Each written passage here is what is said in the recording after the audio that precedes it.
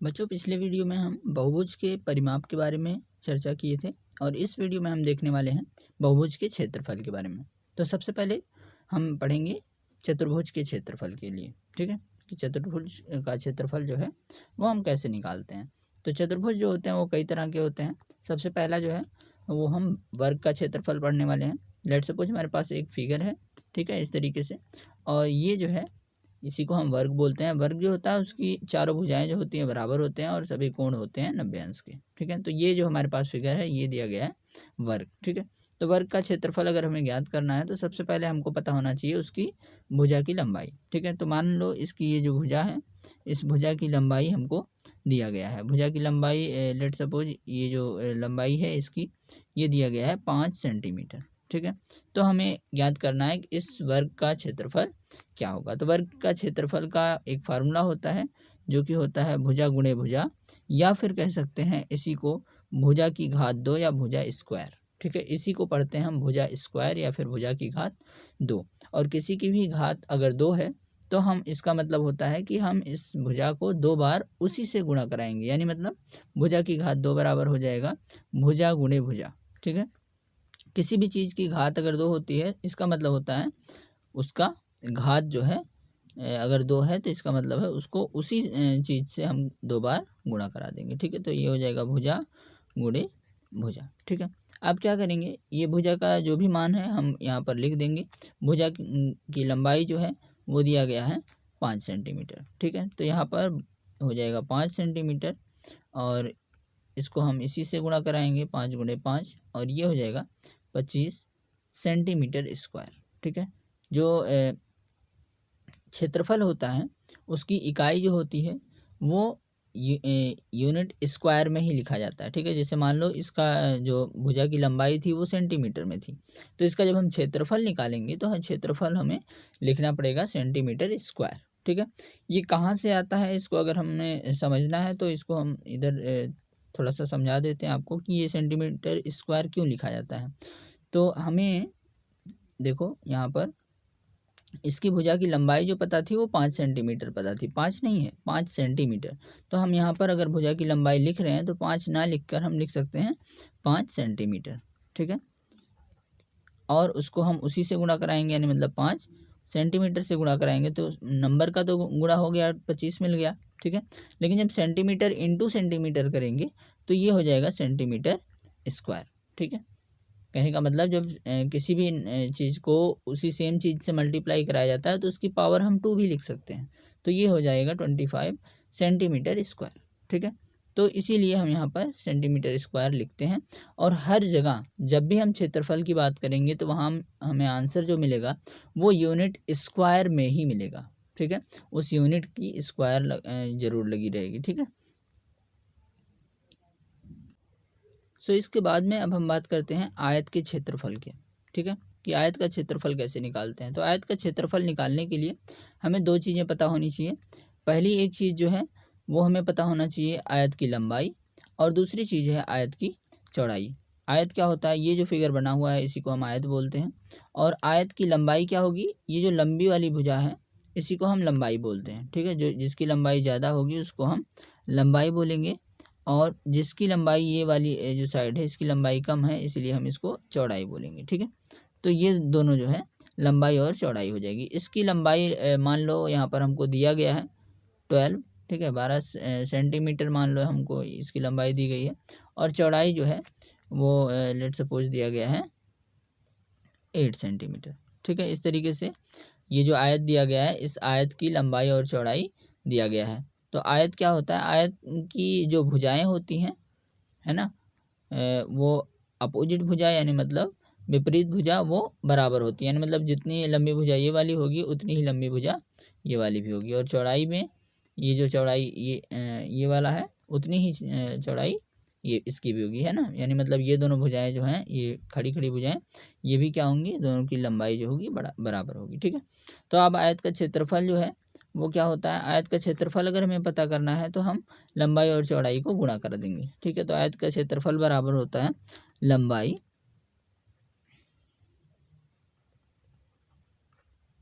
गुणे चौड़ाई। ठीक है, लंबाई और चौड़ाई को हम गुणा करा देते हैं और तब हमें मिलता है आयत का क्षेत्रफल। ठीक है, तो लंबाई जो है उसका दिया गया है 12 सेंटीमीटर और चौड़ाई जो है वो दिया गया है 8 सेंटीमीटर। दोनों को गुणा कराते हैं, क्या हो जाएगा 96 सेंटीमीटर और लास्ट में स्क्वायर हमको लगाना है। ठीक है, यूनिट के स्क्वायर में ही क्षेत्रफल को लिखा जाएगा। तो आयत का क्षेत्रफल जो होता है वो लंबाई गुणे चौड़ाई होता है और लंबाई के प्लेस पे यहाँ पर अगर हमको जो भी दिया रहेगा उसको हम लिख लेंगे, वैसे ही चौड़ाई के प्लेस पर जो भी दिया रहेगा उसको हम लिख लेंगे। ठीक है, तो इस तरीके से हम आयत का क्षेत्रफल जो है लंबाई और चौड़ाई को गुणा करके निकाल लेते हैं। वर्ग और आयत का क्षेत्रफल सीखने के बाद में हम अनेक तरीके के बहुभुज जो होते हैं उसके हम क्षेत्रफल को पता कर सकते हैं बहुत ही आसानी से। ठीक है, ये जो इतने बड़े से भयानक से दिख रहे हैं, है ना, ये आकृति बहुभुज, इसके हम क्षेत्रफल अगर पता करना हो तो हम इसका क्षेत्रफल बहुत ही आसानी से पता कर सकते हैं। ठीक है, तो हमको क्या पता होना चाहिए, हमको पता होना चाहिए कि इसकी जो भुजाएं हैं वो कितनी हैं। तो हम यहाँ पर कुछ इसकी भुजाओं की लंबाई लिख देते हैं। मान लो ये जो है 10 सेंटीमीटर दिया गया है। ठीक है, और ये दिया गया है 9 सेंटीमीटर। ठीक है, और ये मान लो 5 सेंटीमीटर दिया गया है और ये वाली लंबाई जो है ये 4 सेंटीमीटर दी गई है। ठीक है, और ये वाली लंबाई जो है मान लो 6 सेंटीमीटर दी गई है। ठीक है, और ये वाला जो है 4 सेंटीमीटर दिया गया है। इस तरीके से हमें इसके सभी जो भुजाएं हैं उसकी लंबाई दी गई है। अब बोला जा रहा है कि इसका जो क्षेत्रफल है उसको ज्ञात करो। ठीक है, तो हम कैसे ज्ञात करेंगे, हम इस फिगर को, इस चित्र को हम अनेक आयत और वर्ग में विभाजित कर देंगे। ठीक है, तो हम क्या करेंगे, इसको हम एक लाइन खींच देंगे इस तरीके से अगर, तो हमें देखो क्या मिल रहा है, 2 आयत मिल रहे हैं, है ना। एक आयत जो है ये मिल रहा है। अगर इस तरीके से हम एक लाइन बनाते हैं तो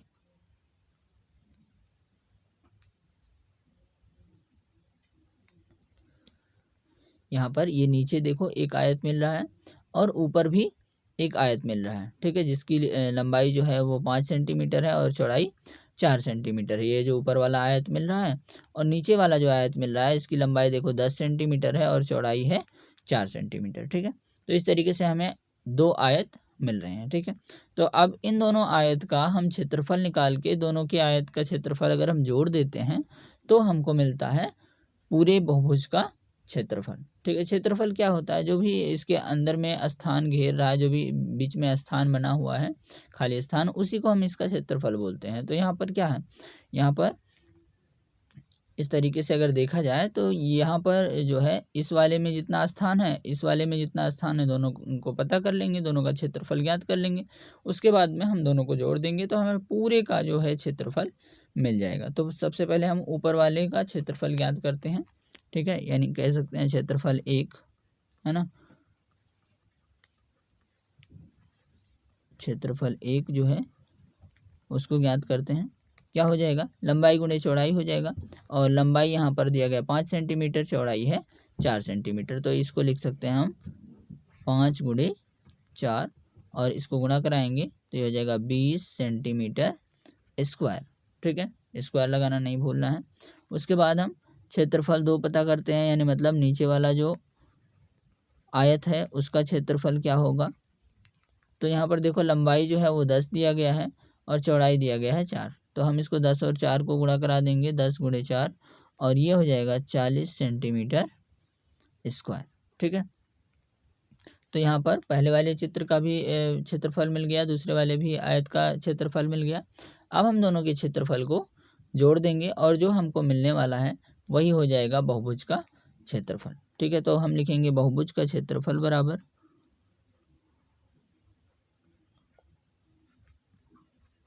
बहुभुज का क्षेत्रफल बराबर, अब हम दोनों को जोड़ देते हैं, यानी मतलब 20 + 40 और ये हो जाएगा बराबर 60 सेंटीमीटर स्क्वायर। यानी मतलब इस बहुभुज का क्षेत्रफल जो है टोटल वो क्या हो जाएगा, 60 सेंटीमीटर स्क्वायर। ऐसे ही लेट सपोज हमारे पास ये जो दूसरा फिगर दिया गया है ना, इस दूसरे फिगर को भी अगर हम सॉल्व करते हैं, ये तो पहला वाला फिगर था, अब दूसरे वाले फिगर को हम सॉल्व करते हैं। ठीक है, अब देखो यहाँ पर मान लो इसकी भी कुछ लंबाई जो है वो दी गई है। मान लो इसकी लंबाई जो है 15 सेंटीमीटर दिया गया है। ठीक है, ये जो ये लंबाई है 15 सेंटीमीटर है, और ये वाला जो है वो मान लो 6 सेंटीमीटर है, ये वाला भी 6 सेंटीमीटर है, और ये वाला जो है मान लो 4 सेंटीमीटर है, और ये वाला 4 सेंटीमीटर है, और इस वाले को अगर देखा जाए तो ये हो जाएगा 7 सेंटीमीटर। ठीक है, ऐसे ही इसकी लंबाई, ये जो हाइट है इसको देख लेते हैं। मान लो ये दिया गया 3 सेंटीमीटर, 3 सेंटीमीटर मान लेते हैं इसको, और इसको भी मान लेते हैं 3 सेंटीमीटर। ठीक है, तो इस तरीके से सभी भुजाओं की जो लंबाई है वो दी गई है। इसमें इतना बड़ा सा फिगर देख के कंफ्यूज होने की ज़रूरत नहीं है। हम क्या करेंगे, इसको अलग अलग पार्ट में कट कर देंगे और बन जाएगा ये आयत, और सभी आयत का हम क्षेत्रफल ज्ञात करके जोड़ देंगे, हमें इस पूरे बहुभुज का क्षेत्रफल मिल जाएगा। ठीक है, तो हम क्या करेंगे, सबसे पहले इसको कैसे भी करके बांट सकते हैं, जो भी हमें समझ में आए, जो भी हमें अच्छा लगे, कोई दिक्कत नहीं है इसमें कि इसको इसी तरीके से, जिस तरीके से ये वाला हमने यहाँ पर लाइन खींचा था, ज़रूरी नहीं है कि इसी तरीके से खींचा जाए। लाइन ये वाला भी खींच सकते थे या कोई दूसरा भी लाइन खींच सकते थे। ठीक है, तो उसी तरीके से यहाँ पर भी अनेक तरीके से लाइन हम खींच सकते हैं, अलग अलग करके निकाल सकते हैं। तो एक सिंपल सा जो दिख रहा है वो हमें यहाँ पर दिख रहा है कि इस लाइन को अगर हम ज्वाइन कर दें यहाँ पर, ठीक है, तो ये जो होगा यहाँ पर 2 आयत जो है मिल जाता है, एक नीचे मिल जाता है, एक ऊपर मिल जाता है, बहुत ही आसानी से। ठीक है, तो यहाँ पर हम इस तरीके से इसका क्षेत्रफल दोनों का अलग अलग निकाल के फिर जोड़ते हैं। ठीक है, तो क्षेत्रफल 1 पता करते हैं। क्षेत्रफल 1 क्या होगा इसमें, यानी मतलब ऊपर का जो आयत है उसका क्षेत्रफल क्या होगा उसको पता करते हैं। तो यहाँ पर देखो लंबाई जो है 7 दिया गया है, चौड़ाई जो है वो 3 दिया गया है, तो ये हो जाएगा लंबाई गुणे चौड़ाई बराबर 7 गुणे 3। तो लंबाई जो है उसको गुणा कराते हैं चौड़ाई से, यही होगा इसका, इस आयत का क्षेत्रफल। और लंबाई यहाँ पर दिया गया है 7 और चौड़ाई दिया गया है 3, तो ये हो जाएगा 21 सेंटीमीटर स्क्वायर। सेम उसी तरीके से नीचे वाले का भी क्षेत्रफल 2 प्राप्त कर लेते हैं हम। तो क्षेत्रफल जो है, क्षेत्रफल 2 यानी मतलब नीचे वाला जो आयत है उसका क्षेत्रफल। ठीक है, तो यहाँ पर हो जाएगा क्षेत्रफल 2 बराबर लंबाई गुणे चौड़ाई, और यहाँ पर भी लंबाई जो दिया गया है उसको लिख लेते हैं, और जो चौड़ाई दिया गया है उसको लिख लेते हैं। तो यहाँ पर लंबाई जो है वो दिया गया है 15 सेंटीमीटर, तो लंबाई के प्लेस पर हो जाएगा 15 सेंटीमीटर, और चौड़ाई के प्लेस पर हो जाएगा 6 सेंटीमीटर। अब दोनों को गुणा करा देते हैं, तो ये हो जाएगा 90 सेंटीमीटर स्क्वायर। ठीक है, ये भी सेंटीमीटर है, ये भी सेंटीमीटर, सेंटीमीटर स्क्वायर हो जाएगा इस तरीके से। और कुल मिलाकर के अगर हमको क्षेत्रफल प्राप्त करना है, यानी मतलब बहुभुज का क्षेत्रफल ये जो दिया गया है इसका प्राप्त करना है, तो हम लिखेंगे बहुभुज का क्षेत्रफल बराबर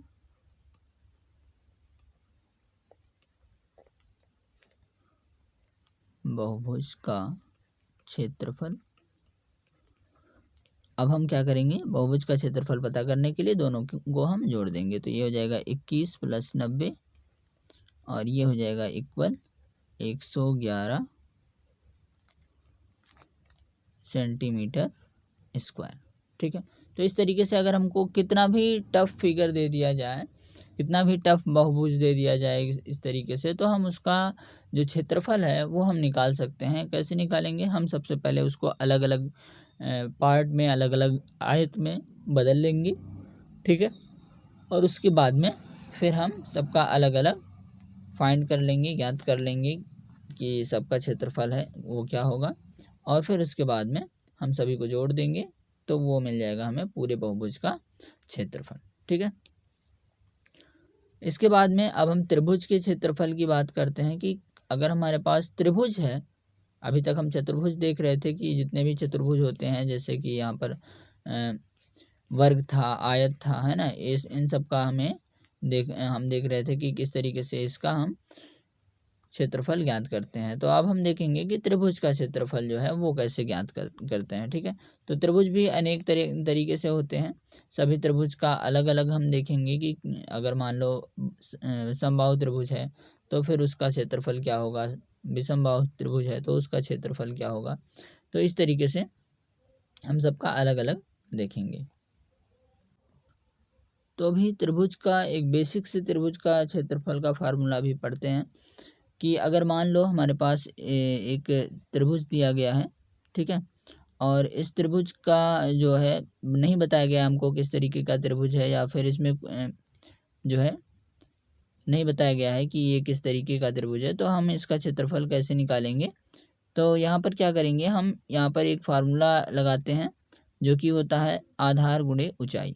ठीक है, तो आधार गुणे ऊंचाई का मतलब क्या होता है, आधार का मतलब होता है कि एक भुजा हो जिसको हम आधार मानते हैं और उसी से लंबवत यानी मतलब 90 अंश का कोण बनाने वाला एक, इस तरीके से अगर हम ऊपर वाले शीर्ष से एक लाइन खींच देते हैं तो इसकी लंबाई जो होगी या ऊंचाई इस त्रिभुज की वो कितना होगी, उसी को हम उसकी ऊंचाई बोलते हैं। ठीक है, और ये जो नीचे वाली भुजा होगी इसको हम बोलेंगे आधार। ठीक है, तो इसका त्रिभुज का क्षेत्रफल हो जाता है, त्रिभुज का क्षेत्रफल बराबर 1/2 गुणे आधार गुणे ऊंचाई।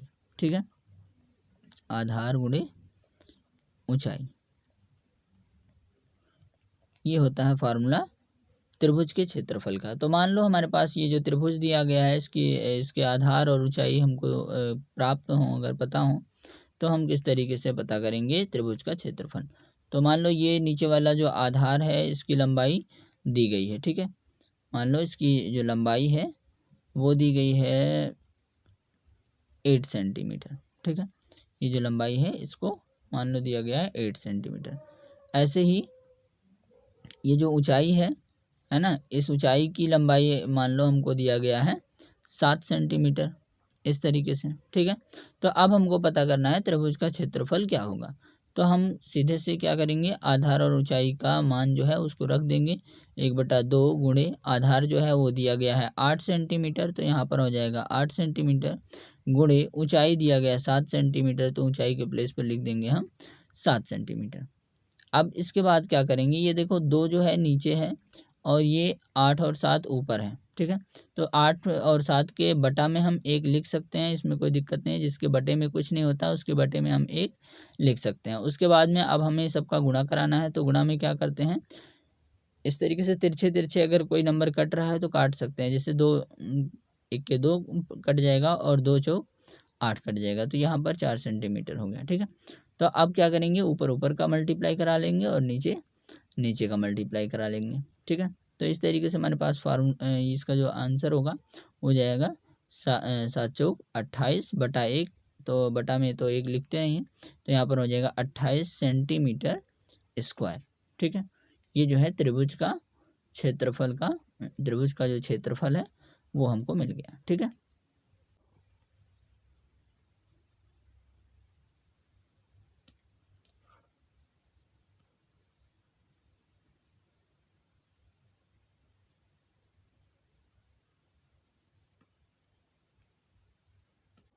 तो बच्चों अब हम आपको क्षेत्रफल निकालना बताते हैं समकोण त्रिभुज का।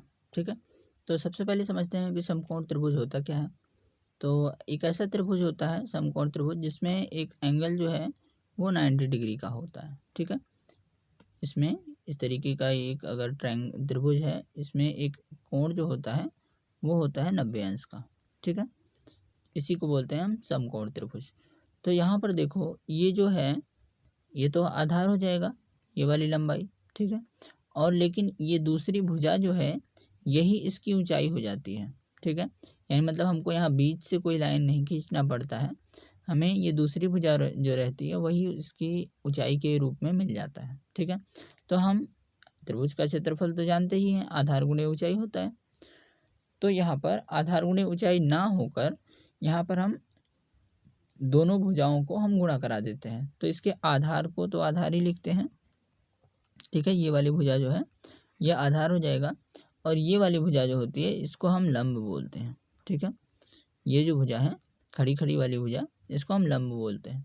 तो यहाँ पर हो जाता है 1/2 गुणे आधार गुणे लंब, यानी मतलब जहाँ पर ऊंचाई था वहाँ पर हम लंब भी लिख सकते हैं। ठीक है, तो सेम वही प्रोसेस है, कुछ दूसरा नहीं है। अगर मान लो यहाँ पर आधार दिया गया हो 10 सेंटीमीटर मान लो दिया गया है आधार, और लंब दिया गया है 8 सेंटीमीटर। ठीक है, तो अब हमको अगर पता करना है कि इसका क्षेत्रफल क्या है, तो आधार और लंब की जो लंबाई दिया गया है उसी को हम रख देंगे। तो ये हो जाएगा 1/2 गुणे आधार के प्लेस पे दिया गया है 10, तो 10 लिख देंगे, बटा में 1 नहीं दिया गया तो 1 लिख सकते हैं। और लंब जो है वो दिया गया 8 सेंटीमीटर, और इसके बटा में भी 1 लिख सकते हैं। 2 से हम काट भी सकते हैं, 2 1 के, और 2 चौक 8। अब 10 और 4 का गुणा करा देंगे तो यहाँ पर मिल जाएगा हमको 40, और ये हो जाएगा 40 सेंटीमीटर स्क्वायर। इस तरीके से हम समकोण त्रिभुज का क्षेत्रफल जो है वो ज्ञात करते हैं। इसके बाद में हम आपको त्रिभुज के क्षेत्रफल से संबंधित एक विशेष फार्मूला बताएंगे, जिससे अगर एक त्रिभुज दिया गया है और उसकी 3 भुजाएं दी गई हैं, मान लो हमारे पास त्रिभुज की तीनों भुजाएं जो हैं उसकी लंबाई जो है वो दी गई है। लेट सपोज ये 12 सेंटीमीटर दिया गया है, ऐसे ही एक दिया गया है 8 सेंटीमीटर, और एक दिया गया है 10 सेंटीमीटर। ठीक है, तो अब हमें अगर पता करना है इसका क्षेत्रफल क्या होगा, तो इसके क्षेत्रफल को पता करने के लिए हमारे पास एक विशेष फार्मूला होता है। चूँकि यहाँ पर त्रिभुज की ऊंचाई दी नहीं गई है ना, तीनों भुजाओं की लंबाई तो दे दिया गया है लेकिन इसकी ऊंचाई नहीं दिया गया है। तो इस तरीके के अगर त्रिभुज है, उसकी ऊंचाई नहीं पता है हमको, तीनों भुजाओं की लंबाई पता है, तो हम उसका क्षेत्रफल कैसे निकालते हैं उसके सूत्र के बारे में देखना है। तो यहाँ पर हमारे पास एक हीरोन का सूत्र है, इसको हीरोन का सूत्र बोलते हैं। ये जो सूत्र है वो कुछ इस प्रकार है।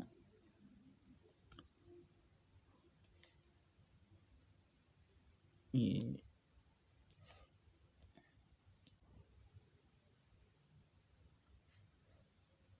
अंडर रूट में बन रहता है इस तरीके से, और अंडर रूट में जो लिखा जाता है वो है s को मल्टीप्लाई करते हैं s माइनस a, फिर उसके बाद मल्टीप्लाई करते हैं s माइनस b, फिर उसके बाद मल्टीप्लाई करते हैं s माइनस c।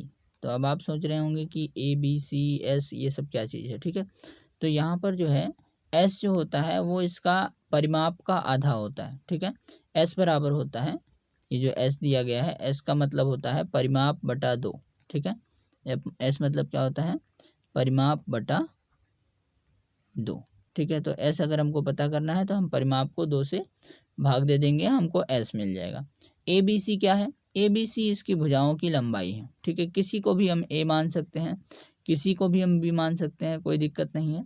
मान लेते हैं इसका ये वाला a है, इसको हम b मान लेते हैं, इसको हम c मान लेते हैं, कोई दिक्कत नहीं है। ठीक है, कुछ भी मान सकते हैं, किसी को भी a मान सकते हैं, किसी को भी b मान सकते हैं, कोई दिक्कत नहीं है इसमें। ठीक है, तो s जो है उसको हम निकाल लेंगे।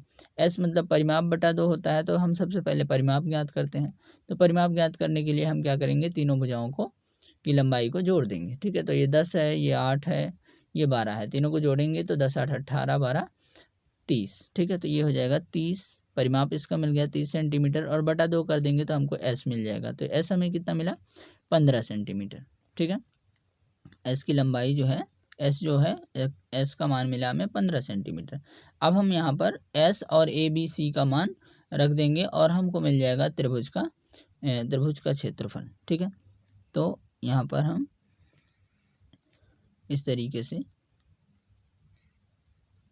सभी का मान जो है वो रख देते हैं। ठीक है, तो s जो है वो दिया गया है 15, तो s के प्लेस पर लिख देते हैं हम 15, फिर उसके बाद ब्रैकेट लगाते हैं और फिर लिखते हैं 15 माइनस a का मान है 12, तो 12 लिख देते हैं। फिर उसके बाद में s माइनस बी, यानी मतलब 15 माइनस b का मान है 10, तो 10 लिख देते हैं। फिर उसके बाद 15 माइनस c का मान है 8, तो यहाँ पर 8 लिख देते हैं। हल करते हैं इसको और आगे।